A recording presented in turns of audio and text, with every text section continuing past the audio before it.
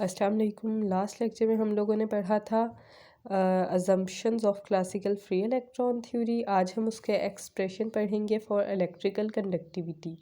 जब भी हम इलेक्ट्रिक फील्ड को अप्लाई करेंगे किसी भी मेटल पे तो उससे क्या होगा कि उसके अंदर मेटल के अंदर जो फ्री इलेक्ट्रॉन्स हैं वो एक्सेलरेट हो जाएंगे and give rise to electric current I in the direction of electric field.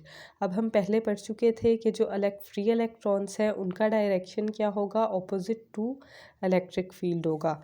जैसे इलेक्ट्रिक फील्ड का डायरेक्शन हमें पता है पॉजिटिव टू नेगेटिव होता है, इलेक्ट्रॉन्स का डायरेक्शन क्या होगा, ऑपोजिट टू इलेक्ट्रिक फील्ड होगा। लेकिन यहाँ पे जो करंट फ्लो करेगा वो क्या करेगा, इन the direction of electric field, यानी जिस डायरेक्शन में जो इलेक्ट्रिक फील्ड का डायरेक्शन है वही करंट का डायरेक्शन होगा।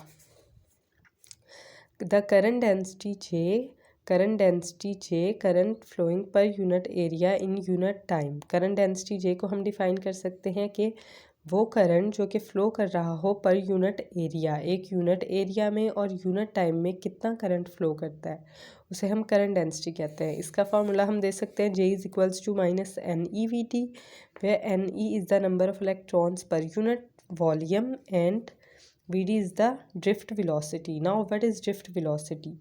When an electron moves in the presence of electric field, जब एक इलेक्ट्रॉन मूव करता है इलेक्ट्रिक फील्ड की प्रेजेंस में with a velocity from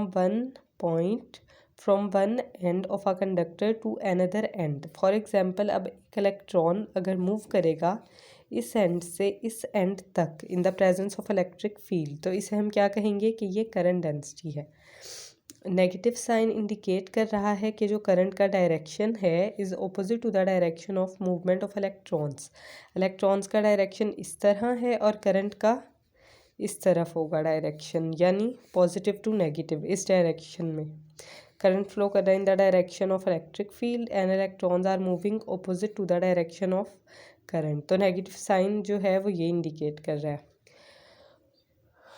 acceleration को हम डिफ़ाइन कर सकते हैं drift velocity divided by relaxation time. Drift velocity को हमने डिफ़ाइन कर दिया कि इन the presence of electric field जो इलेक्ट्रॉन वेलोसिटी एक्वायर करता है मूव करने में एक एंड ऑफ द कंडक्टर से दूसरे एंड तक, इसे हम ड्रिफ्ट वेलोसिटी कहते हैं।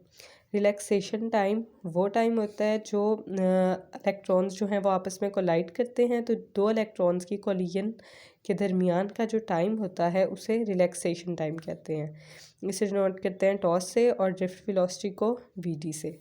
The force acting on free electron in the presence of electric field E is given by. हमें पता है कि जब भी फोर्स इलेक्ट्रिक फील्ड की प्रेजेंस में किसी भी चार्ज पार्टिकल पे एक्ट करेगी तो वो क्या होगी, QE। अब यहाँ पे इलेक्ट्रॉन्स हैं तो हम यहाँ पे और नेगेटिव साइन, क्योंकि करंट ऑपोजिट है मूवमेंट ऑफ चार्जेस के डायरेक्शन के, इसलिए हम नेगेटिव साइन इंट्रोड्यूस करा देंगे। Ma is equals to minus EE और A एक्सेलरेशन हमारे पास आ जाएगी minus EE divided by M mass. अब अगर हम कंपेयर करेंगे इक्वेशन 3 और इक्वेशन 4 को, एक्सेलरेशन की वैल्यूज़ को कंपेयर करेंगे तो हमारे पास आ जाएगा Vd divide by T is equals to E minus EE divided by M। यहाँ से हम ड्रिफ्ट वेलोसिटी की वैल्यू निकाल लेते हैं। अब हमें पता है कि करंट डेंसिटी J इक्वल है माइनस NeVT के, तो जब हम इसकी वैल्यू पुट करेंगे तो ये हमारे पास आ जाएगी करंट डेंसिटी की वैल्यू। और करंट डेंसिटी जो है वो इक्वल होती है सिग्मा E के, where what is sigma, sigma is the electric conductivity and E is the electric field, यानी current density is the product of electrical conductivity and electric field.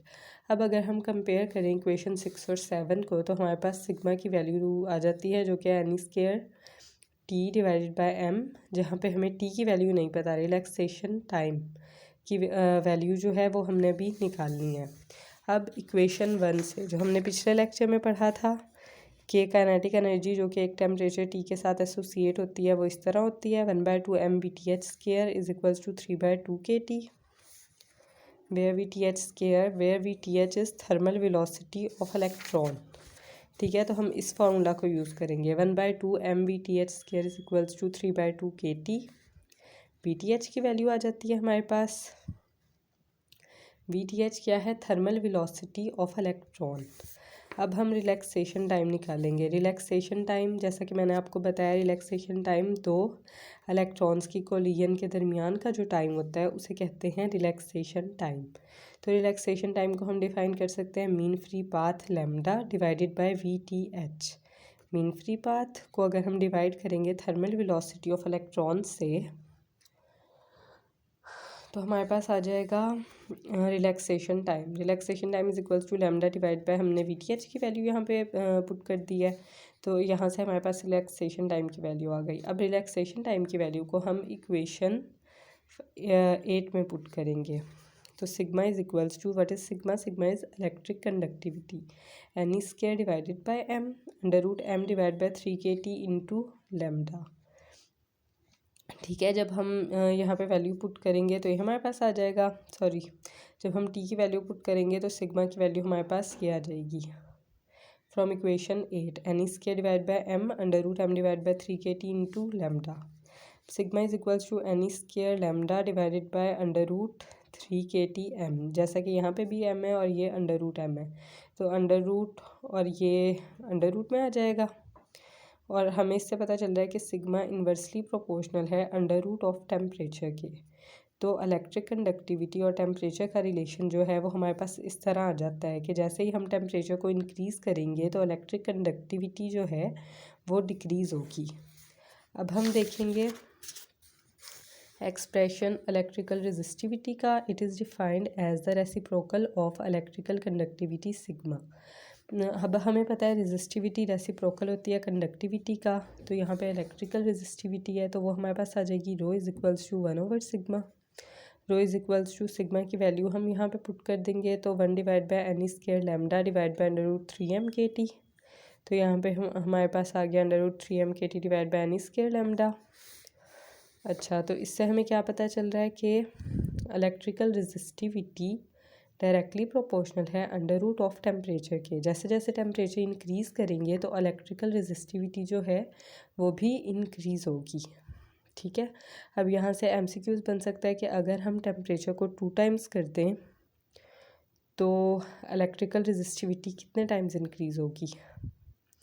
ठीक है, उसके बाद आ जाता है mobility of electrons. It is defined as the magnitude of drift velocity acquired by an electron per unit electric field.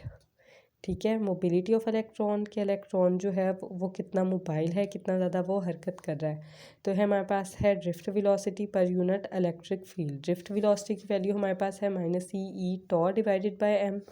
t is relaxation time, तो जब हम वैल्यू पुट करेंगे तो यहाँ से हमारे पास मोबिलिटी ऑफ इलेक्ट्रॉन की वैल्यू आ जाएगी। उम्मीद है कि आप लोगों को समझ आ गई होगी। Thank you.